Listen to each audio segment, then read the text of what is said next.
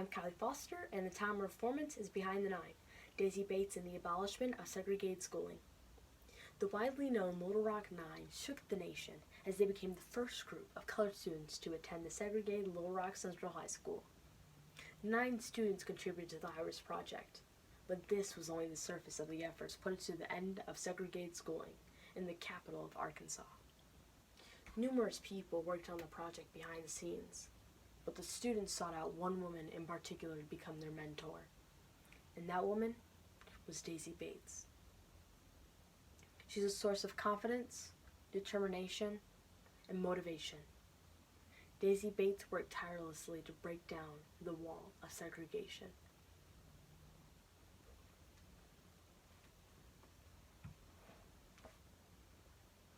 In the beginning, it was pure hatred that littered my mind. I was given to Orly and Susie Smith after my mother was raped and murdered by 3 white men. The sudden absence of my father only poured salt into the wound. I began questioning the comments circling the neighborhood regarding my mother. When I was 8, my adoptive mother and father told me the tragic story of my parents. Upon hearing this information, my mind began to fill with hatred. My life now had a secret goal: to find the men who had done this horrible thing to my mother.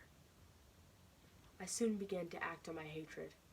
I stalked down one of the men for days, until he finally broke down and begged me to leave. Because I refused to leave and continued following him in silence, the man soon drank himself to death. I'd be lying if I said I wasn't satisfied with my work. Susie, my mother, was strict and believed the ways of tough love, but I was always close to Orly. At 16, I was visiting him in the hospital when, with some of his last words, he told me something that I'd hold on to for a lifetime. He told me, "You're filled with hatred. Hate can destroy you, Daisy. Don't hate white people just because they're white. If you hate, make it count for something. Hate the humiliations we're living under in the South. Hate the discrimination that eats away at the South. Hate the discrimination that eats away at the soul of every black man and woman. Hate the insults hurled at us by white scum, and then try to do something about it. Otherwise, your hate won't spell a thing." I met my future husband, Elsie Bates, through my father. The soft-spoken man was honest, open, and forthright in his approach, making statements that no one else seemed to have the courage to communicate. That's why, when I first met him, I knew he was the one. Elsie and I got married in 1942. We moved to Little Rock, Arkansas, and created the Arkansas State Press, a publication designed to bring about change in society by encouraging blacks to demand equal rights guaranteed by the Constitution. We worked together for years, and then came the day when I was elected president of the Arkansas Conference of the National Association for the Advancement of Colored People in 1952. It was my goal to use this newfound title to benefit the surrounding young Negroes and better their lives. 2 years later, in the 1954 case, Brown v. the Board of Education, the Supreme Court ordered school desegregation due to the fact that segregation went against the Constitution and that contrary to the long-standing tradition set by Plessy v. Ferguson, separate was not equal.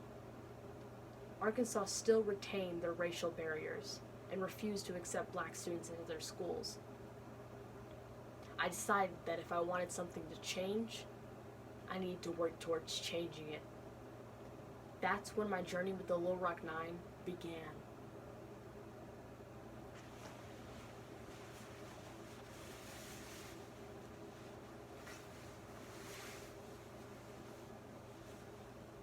I, Orville Faubus, am fully aware of the deep concern of the parents for the continued proper education of their children.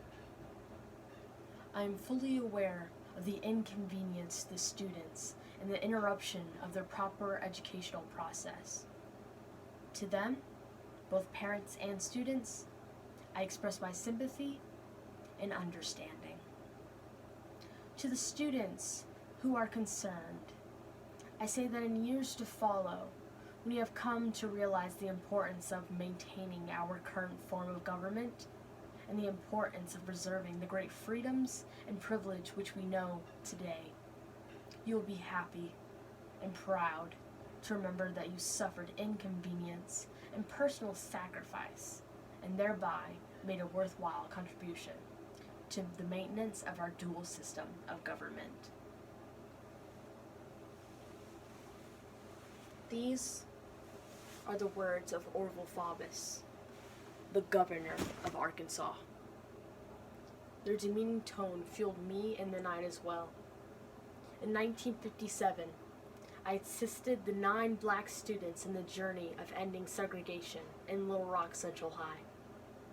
My house became the headquarters, as well as a safe haven for the students. I supported them throughout the treacherous obstacles of harassment caused by those against the segregation process. On the first day of the project, the students were swarmed by hordes of angry mobs and refused entry to the school by the National Guard. Despite the infuriating events, I remained calm, and I encouraged the 9 to stay calm as well. I was the main support to the students as well as a personal advocate. While we were being rejected entry to the school, I worked to get assignments for the students to work on.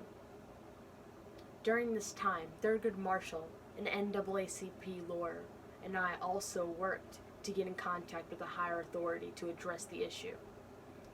And we managed to get the police to escort the students to and from the school. Although the 9 were physically safe at the time, the insults thrown at them took a mental toll. Our safe haven soon became another hotspot for angry mobs. However, we used the sick and twisted words of others and returned them with love and passion. As of 1976, things have changed.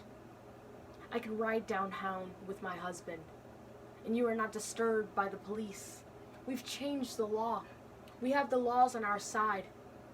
If you want to be friends with a Negro person, you can without being afraid. My friend Lucille was just telling me that they had a little group, a black singing group, Up With the People. So it was with high school students that they were working that joined their group. Every time she had them outside of her house, and every time she had them out there, the police would come. So the 3rd time, she knew the policeman, and she told them, every time I have these here kids out here, every time they come out and sing unknown, they're not disturbing anybody. We're not disturbing the peace. So why is it that the police come by here every time? It was because they were integrated, and they had rigid segregation walls. Unknown, the police had a right to come in and arrest you and me and say we're disturbing the peace. We're cohabiting anything, any kind of contact. Unknown, so they can't do this now. So there's a difference. I've known the time that a white woman and a Negro man could ride in a car together. They were afraid, not of what the people would say, but of what the police would do to them. So we don't have that anymore. We all work together as one to defeat hatred and its effect on our people. We overlook the true heroes that remain behind the scenes. Daisy Bates, as well as many activists, are working towards breaking down barricades set by race, gender, etc. If it weren't for Daisy Bates' work on the end of desegregating Little Rock Central High, there's a big possibility that I wouldn't be standing in my school today.